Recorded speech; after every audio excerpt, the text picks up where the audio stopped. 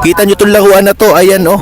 Lahat ito nagkakahalaga ito ng 30 pesos lang. So ito mga tsinelas na to nagkakahalaga pala ito ng 35 pesos. So guys, ang mga pinggan po dito ay nagkakahalaga lang po ng 25 pesos, habang ang mga baso naman po ay nagkakahalaga ng 15 pesos. At ito naman po 100 pesos lang po dito para sa mga short nila, 80 pesos para sa mga sandals. So guys, yung mga pang Halloween costume nila dito para sa mga anak nyo ay nagsisimula po ang presyo nila sa halagang 200 piso.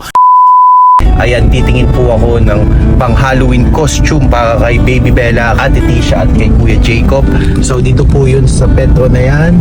Ito po yung kanilang shop. Ayan, ito po yung Uni Shoppers. At dyan po kayo makakabili ng mga murang laruan na nagkakahalaga ng 30 pesos. So guys, nandito na po ako ngayon sa Uni Shoppers. So ito po yung kanilang mga laruan dito na nagkakahalaga ng 30 pesos. Oh, 30 pesos. Ito, mga 30 pesos lahat ng lato dyan.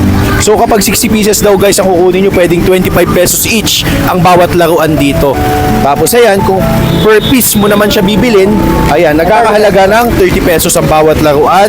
So ito mga tsinelas na to, nagkakahalaga pala ito ng 35 pesos at ito naman ay 40 pesos. Ito, mga 450 ang mga black shoes dito. So ito pala guys, 65 pesos, mga class A na po ito na tsinelas. Tapos guys, itong mga blouse nila dito ay nagkakahalaga ng 50 pesos lang, kaya bumisita lang po kayo dito. At kung gusto nyo ng budget meal, talagang madami kayong mabibili dito. Kita nyo itong laruan na to, ayan oh.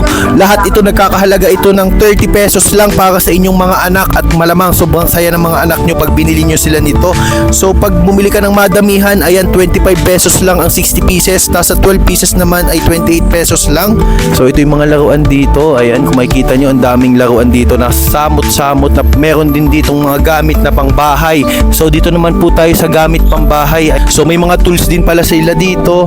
So ito guys, yung mga gamit pambahay, yung mga thermos, ayan. Tapos ito guys, meron din sila dito mga school supplies, ayan, murang-mura mga school supplies dito. Kaya pag may mga kailangan ng anak nyo sa school, dito lang kayo pumunta sa Uni Shoppers. Ayan, dito kayo mamili. Ayan, katapat lang po ito ng Petron dito sa palengke sa bayan ng Lucena.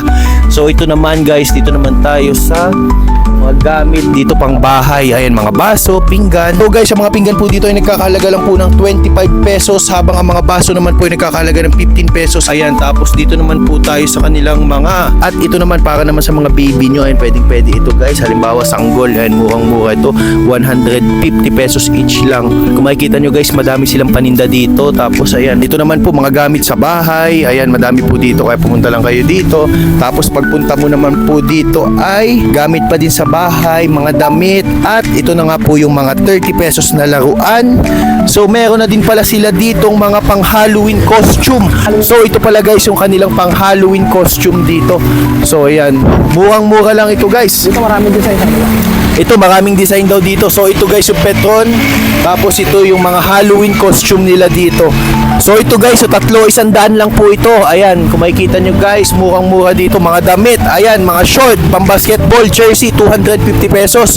At ito naman po, 100 pesos lang po dito para sa mga short nila. Tapos ito naman ay 80 pesos para sa mga sandals. Ayan, 2 for 150 na po siya. At dito guys, meron din pala silang mga short na pambata na tatlo, 100. Ayan, kung makikita nyo, budget meal talaga dito.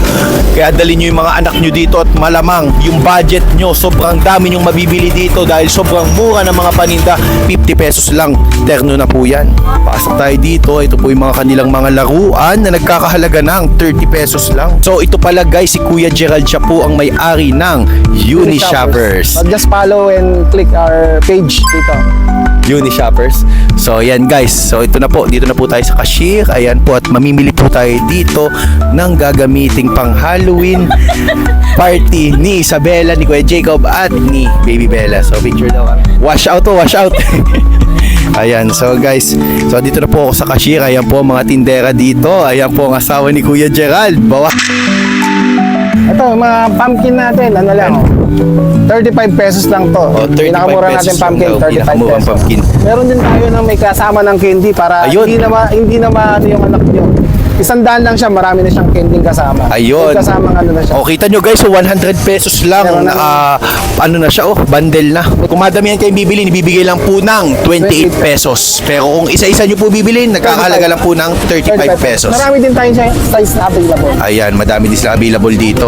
So guys, ito, meron din pala sa mga mahilig magsombrelo dyan. Ayan. Meron tayo Ayan, 150 lang. dito. Yan. Ayan, yung mga sombrero nila dito. Ayan, no? Kita nyo, 150. parang original na din, no? 150 pesos lang. Ayan, pwede ko ba suotin ng isa? O, try nga natin kung bagay sa atin to sombrero nila dito. Sa halagang 150 pesos, meron ka na guys na sombrero. Ayan, no? Ayan, suotin nga natin kung bagay sa atin. So ito guys, so bagay ba? Ay, parang si Justin Bieber ano. Ayan, kita nyo guys. So guys, yung mga pang Halloween costume nila dito para sa mga anak nyo, ayan, nagsisimula po ang presyo nila sa halagang 200 piso. Yun na po yung mga pang superhero na po na costume. So nag-start na po yun ng 200 pesos hanggang 800 pesos. At ito po ay mall quality po yung kanilang mga pang Halloween costume dito. Kaya abot na abot pa kayo sa Undas. Ibili nyo na po yung mga anak nyo ng mga pang Halloween costume. Ayan. So, at kung butas na ang brief mo, ayan, meron din sila itong 3 for 100. 3 for 100 brief. Ayan, pwede sa mga anak nyo. Panty. Anti 25 each, mga ano, sew and type Mga na. panty dito, ayan, 25 each lang. Tapos mga brief, 3 for 100. Ayan.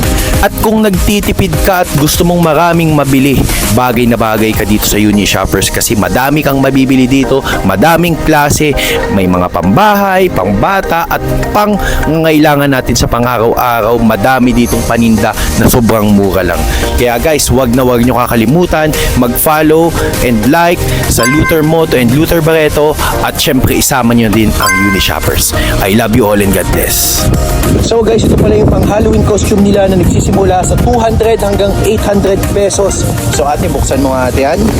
Ano ba laman yan? Papasuot natin kay Baby Bella to. So guys, meron din palang pony na kasama. Tapos ito, may pakpak na. At baka lumipad na si Bella nito. Ito yung pakpak niya.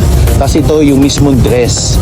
Ayan. So ipapasuot natin kay Bella yan. Abangan nyo kung nag-iitsura ni Bella. So meron po dito niyan sa Uni Shoppers. At dito lang po kayo pupunta. Kung kinakailangan niyo bumili ng pang Halloween costume, ayan, madami po dito. At nagsisimula po ang presyo nila sa halagang 200 piso hanggang 800 pesos. So guys, palabas na po tayo na Uni Shoppers. At Ito ibibigay ko sa inaanak ko. Ayun, Yung isang design. ayan, so ito yung isang design. So dalawang design pala ang ibibigay ni Ninong para sa kanyang inaanak. So guys, tingnan natin ang magiging itsura ni Bella dun sa costume na ipapasuot ng kanyang Ninong Gerald. Ayan. Ayan. Ano ito? Violet. So, pumpkin. So, meron pang pumpkin. Ayan. Ang pinaka kasi maganda dito yung mga laruan para sa mga anak natin. Ayan. Bawat damputin mo, 30 pesos. So, ito guys, pauwi na po tayo ng bahay. So, abangan nyo po maging itsura ni Bella.